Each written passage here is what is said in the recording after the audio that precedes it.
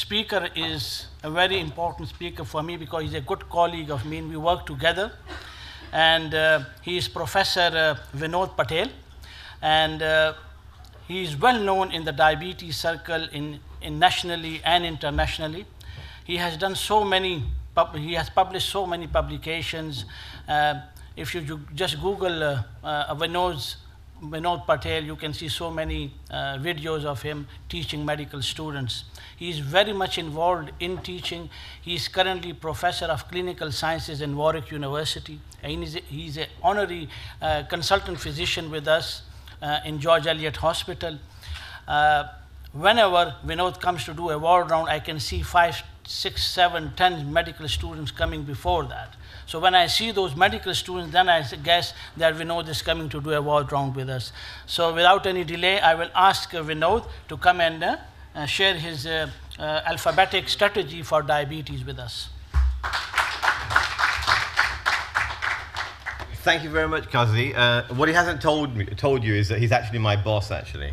And it's great working for him. He really has done extremely well in setting up our 42-bedded acute medical unit with the help of people like Teresa Dowsing as well. So I've only got about 12 minutes, I understand that, so I'll do all of diabetes care in 12 minutes. It won't take me long because we only have to deal with 7 letters of the alphabet. I'm sure you'll all appreciate that diabetes is an incredibly important problem. In this country, we have 3.8 million people with diabetes. But what is absolutely stark is that 90% of the cases of diabetes are actually preventable. And we're spending something like £10 billion of money on it. But the problem is worldwide. On planet Earth, we have 415 million people diagnosed with diabetes. And remember that 90% of this can actually be prevented. And we're here to celebrate the medical school output from Pakistan particularly, but you can see that in Pakistan that the rate of diabetes is around 10%, and in India it's 10%. So it's a very, very large number of people. I won't talk about Europe.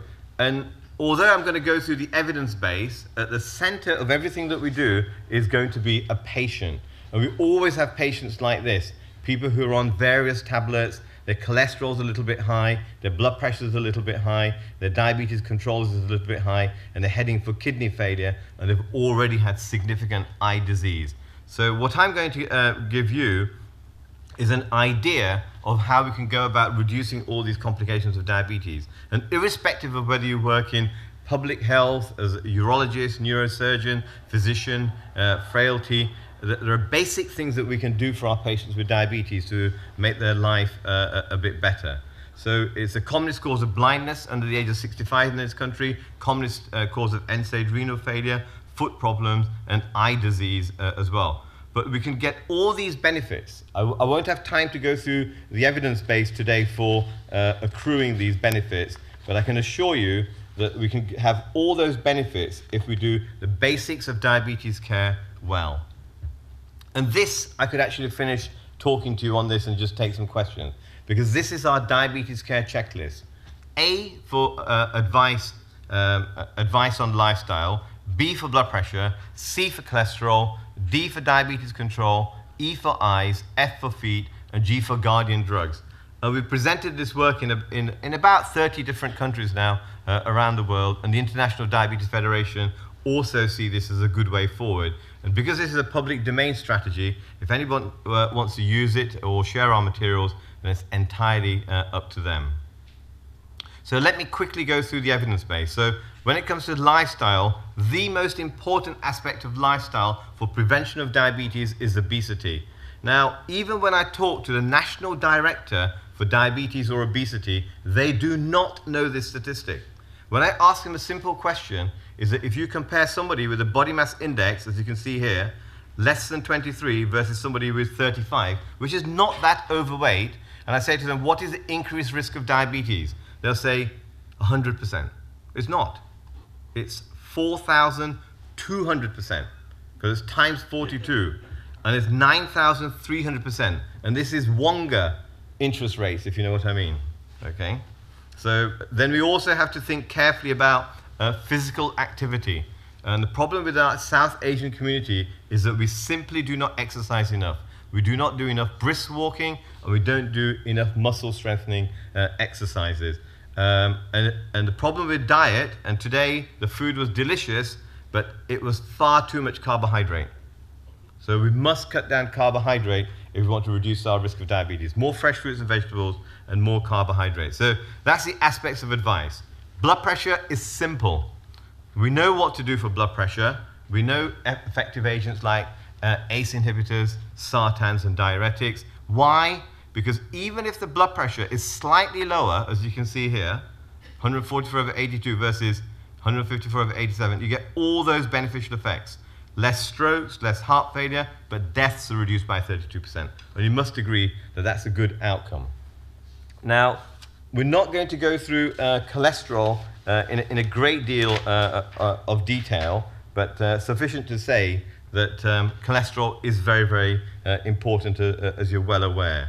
So if I move on, what we need to do for cholesterol, just one point I want to make, is that if you've already had a heart attack or a stroke, the correct dose of atorvastatin is 80 to start with. Not to titrate up, but to start with. And we're often getting that wrong. And we also need to make sure that our primary prevention patients are on atorvastatin 20 milligrams daily. So D now is diabetes control. So we're almost halfway through the strategy. And the main point I'd like to make is that for those of you in general practice or in diabetes, we all despair because half of our patients are poorly controlled. But the good news is that any reduction in hemoglobin A1C will give you these beneficial effects. So 1% reduction in hemoglobin A1C, which is 10 millimoles per mole, will reduce amputation rates by 43%, kidney disease, deaths as well, heart attacks and strokes. Okay, and one very critical point of when you choose an agent for diabetes care, you have to try and choose something that actually doesn't cause hypoglycemia, because in the long term, that can give you permanent cognitive dysfunction, even dementia, and the older style sulfonylureas like glibenclamide are associated with cardiac arrhythmias. So we have generic, cheap drugs like gliclazide that are far less far safer, I should say. Now, I think this is one slide that I would really like you to think about. I think we all know that statins reduce deaths. We all have this perception that they reduce deaths, and it's true. If you treat 30 patients at high cardiovascular risk for 5.4 years, that's 162 treatment years, you save one life. Can you name any other drugs that save lives in diabetes care? But it causes diabetes as well. For every 5 cardiovascular events you prevent, you get 1 new case of diabetes. I quite agree. Yeah. All right, but the balance is definitely in favor, because what do you want to do? Be dead or have diabetes? So in that way, the balance is towards the statin. The other big class of drugs that we like using is ACE inhibitors. But here you have to treat 56 patients for 5 years, which is 280 treatment years to save 1 life. What drug is better than either of these two for diabetes care? It's the new class of drugs that we have for diabetes. And these are called the sodium glucose co-transporter 2 reuptake inhibitors. So you actually pee out sugar. So remember all those time that we spent trying to stop our patients having glycosuria. These drugs cause glycosuria. But look at the benefit. You only need to treat 39 patients for 3 years to get that benefit, to save 1 death. So they're more effective than ACE inhibitors or statins. Eye disease is our patients must be screened regularly, so this back of the eye that looks like a pizza doesn't become even worse and the patient loses vision. So that's about screening the eyes and treating with laser treatment when needed.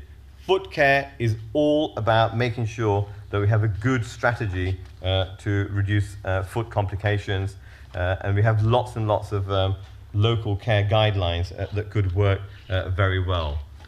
G is for guardian drugs. So when it comes to guardian drugs, this is going to be all about the appropriate use of aspirin, the appropriate use of ACE inhibitors in people who have kidney disease, and in some ways you could argue that statins are a guardian drug as well because we use them for primary prevention. We all worry about kidney failure in our relatives or our patients with diabetes, and we also worry about stroke.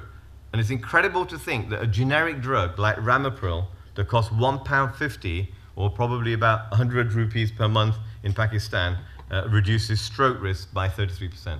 Incredible to think that, irrespective of your blood pressure. Also, I think even better is to, if you want to reduce end-stage kidney disease over 4 years, this is a horrible outcome, extremely expensive with hemodialysis or kidney transplant, by using losartan, once again, about 100 rupees a month, reduce end-stage renal failure by 28%. So very good evidence that these drugs actually do work. So moving towards the end, I want to make it very clear to you that these drugs, that strategy does work. But there's no point in me talking to healthcare professionals about this strategy. How are we going to get it out to our patients is the main challenge, and in some ways the beauty of this strategy. First of all, everything that you want to do for diabetes can be summarized in a care plan for our patients, which is just a single piece of paper. So if you tell the patient what their cholesterol is, what their blood pressure is, then they're far more likely to move towards that target in terms of weight and exercise. So I give every single one of my patients a care plan. They often leave it outside the diabetes center with their packet of cigarettes and with a Coke tin, but I do make a point of giving it to them. 2 minutes, okay. Then we have a single piece of paper, so all our local GPs will get this single piece of paper, which I can give you today, which has referral pathways on the back, but a summary of this one-page guideline here, and that's updated every 6 months. We also have posters as part of the strategy to prevent diabetes, because clearly that's what our focus should be. So every time we have a new case of diabetes, we give them this leaflet on how to prevent diabetes. Because if I have diabetes, then the chances are is that my wife is growing up in the same environment and at very high risk of diabetes. So we give that focus to say, let's prevent diabetes in your family. We are one of the first clinics in England, even in Nuneaton, to have a special clinic for Ramadan.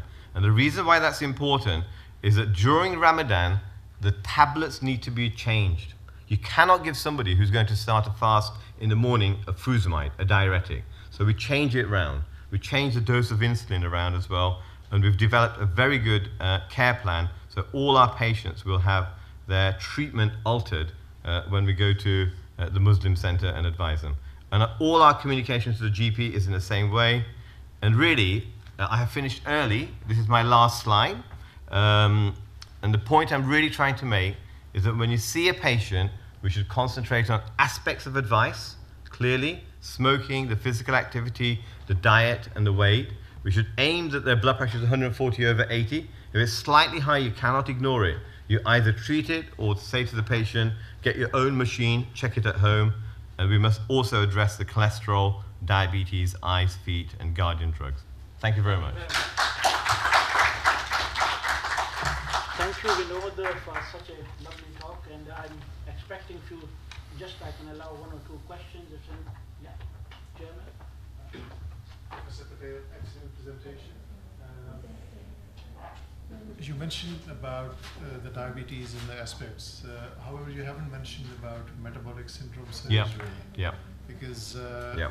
that has certain benefits, and I think there is a mismatch and still probably slight reluctance to share that information with the patients as well.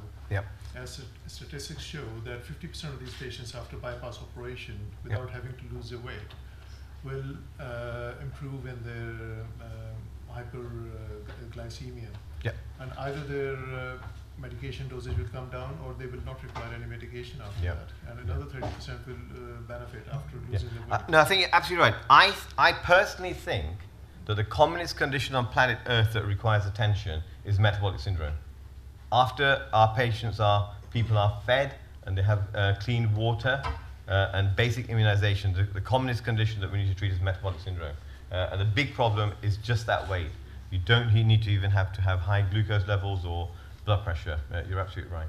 And its one benefit is that it reverses the HbA1c as well, Yep. which may not happen even with very well controlled Yep. diabetes. No, you're absolutely right, and we need to see more of that in the future. What about this oral insulin? Yeah. Any, Yeah, sure. The oral insulin, the bioavailability of oral insulin is very, very low. So instead of you having 10 units of insulin, we're probably going to have to give you 90. All right? There are some compounds that are 4 times the dose. And it's too variable. So I'd much rather have one injection with a 3 millimeter needle and be happy, really. That's what I would do if I had diabetes. Because the oral insulin is so poorly absorbed, and it depends on whether the weather is hot or cold, or whether you have something acidic with it, or so I think it's going to be too variable. Thank you very much. Thank you. Thank you. And if you want a handout, I'll just leave them here, okay?